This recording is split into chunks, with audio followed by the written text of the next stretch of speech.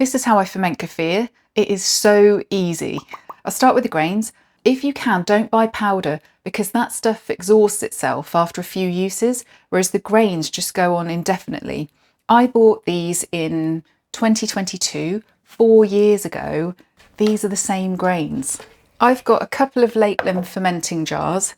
They look a bit grubby because I put them in the dishwasher, and I thought, shall I use a nicer jar for this video? And I thought, no, I just want to show you exactly how I do it. This is the reality. The jars are perfectly clean. They just have marks from the dishwasher.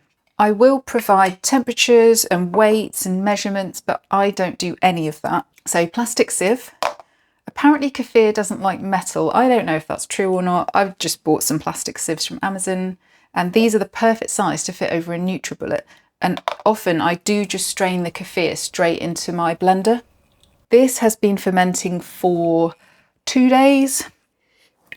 I've got quite a lot of grains in there, so it smells nice and tangy. Just give it a stir. I use full fat goat's milk. Whoops. Most people, I would say, use cow's milk. Doesn't really matter. I did try semi-skimmed a few years ago, and I don't think the grains liked it. I strain the grains. Then the grains go into a clean fermenting jar. That's probably about 150 ml-ish.